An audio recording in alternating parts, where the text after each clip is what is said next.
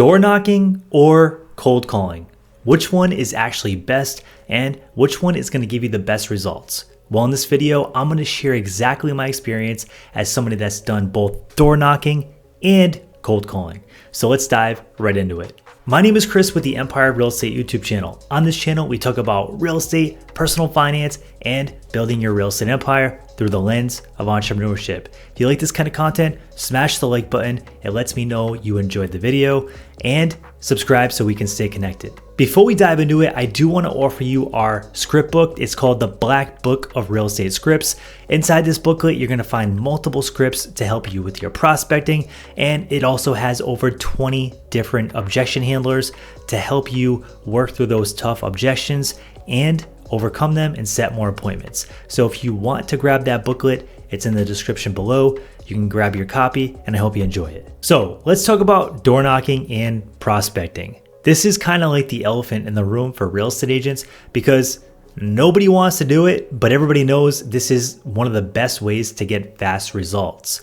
So which one's actually best? If you're going to spend this time, if you're going to put yourself out of your comfort zone and you're going to put yourself out there, which one is actually going to give you the best result? So let's start off with door knocking. Now, I was inspired to do door knocking when I first started because I didn't have any money to invest in leads. I didn't have any money to invest in dialers. I didn't have any money to really do much. So I was on a really tight budget. I had just walked away from my job in finance and I was only 22 years old. So I didn't want to burn through that money, and I knew I had to make it last because I didn't really have a big sphere of influence, and I knew it was going to take me a while to get my business off the ground. Just like some people out there, starting in real estate can be really difficult and really stressful. So I started listening to podcasts, and believe it or not, back then, it was 9 years ago, and there weren't as many real estate YouTubers, there weren't that many podcasts on real estate, but there was a podcast that I really enjoyed listening to. I think it was called Super Agents Live, if I remember correctly, but they had a guest on there, and he was a guy by the name of Thatch. And he is also on YouTube now. You can go find him.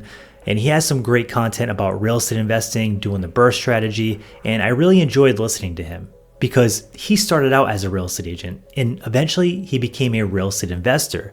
So I was thinking like, hey, this is exactly what I want to do. I want to start out as an agent and then become an investor.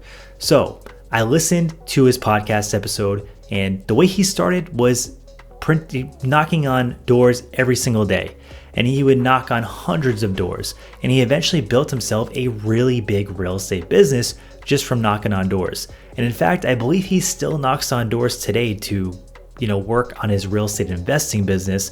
So he has a really cool story, and it showed me that knocking on doors can really make a big impact and help you build a big business. So that's what I did. I started knocking on doors, and I would go into my brokerage, I would print 100 flyers, and I would go out there in the heat with a suit on, and I would just start knocking on doors. And it was awkward. I'm an introvert, and that really didn't fit my style at all, but I knew I wanted to be successful. So I kept doing it anyway, and every time I would show up to my brokerage, people would look at me like, is this guy crazy? Like, why is he printing out 100 flyers? Why is he knocking on doors? Like, what's up with this guy? But I wanted to be successful, and I knew I didn't have a big SOI, and I knew it was going to be hard because everybody I knew was 22 or 23 or 24, and they just weren't buying houses. They were renting, and I didn't want to go do rentals because I already had done that for a while. So I did this, and I eventually got one of my first sales from door knocking. Somebody answered the door. We had a good conversation. They eventually came into the office for a consultation. I didn't really have any idea what I was doing, but I got through the consultation and they ended up buying a house.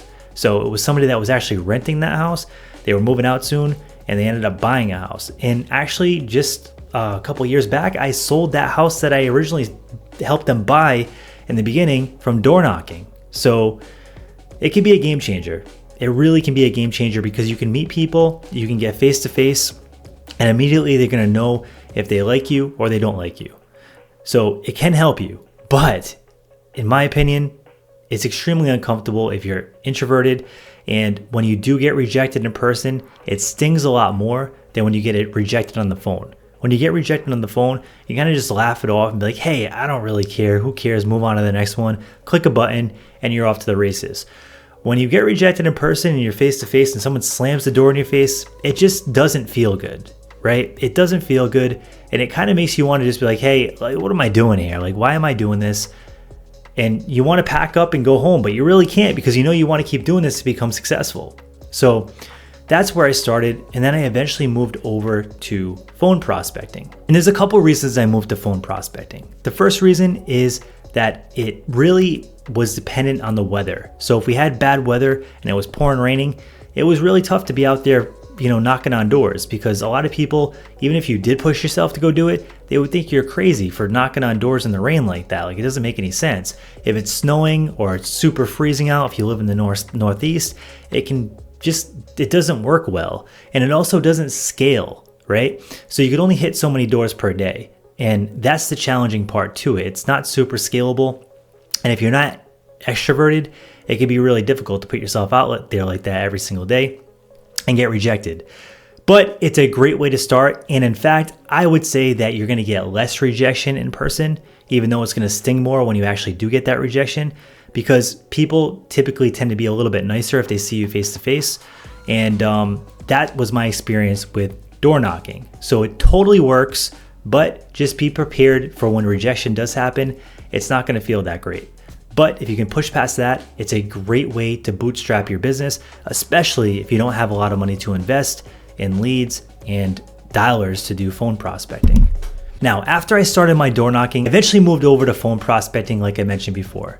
And this was totally different because I was on the phone, people would hang up a lot more. Sometimes I would get rejected a lot more, but it was different because I got to do so many more calls and I was in the comfort of my own home or at my real estate office. So it was a lot more comfortable. It was a lot more laid back. And when I got rejected, it didn't really matter that much to me. I just kind of pressed the button and moved on with my day. I would delete the lead if they didn't want to be called again, and I moved on. And I really enjoyed this more than door knocking because door knocking, like I said, it just felt a lot more personal. So with real estate phone prospecting, you can get a lot more done in a short period of time. Also, the rejection, in my opinion, feels a lot less, but you might see it more often because they don't see you face to face and they might not feel as bad as hanging up on you as they would slamming the door in your face. Another key component about phone prospecting is you're going to have to get good at it. Right? Phone prospecting takes more skill because it's so easy for them to just pick up the phone and slam it down and say, I'm not talking to this person. How many times has a telemarketer called you and as soon as they get through their first line, you're like, nope, I'm good, and you hang up? It happens all the time, right? We're real estate agents, people call us all the time to sell us leads and services and all kinds of stuff. So with that being said, you know what it's like to be on the other end of that phone call, and we don't stay on the line that often. Now, sometimes somebody catches our attention and we do give them more time on the phone because they're really good at what they do. So if you're going to do phone prospecting, it can be an incredible way to build your business, but you're going to have to get good. You're going to have to sharpen your skills. And, that's one of the most important things, because if you don't do that part, it's just going to feel like you're wasting your time because it's so easy for someone to just click that button and hang up.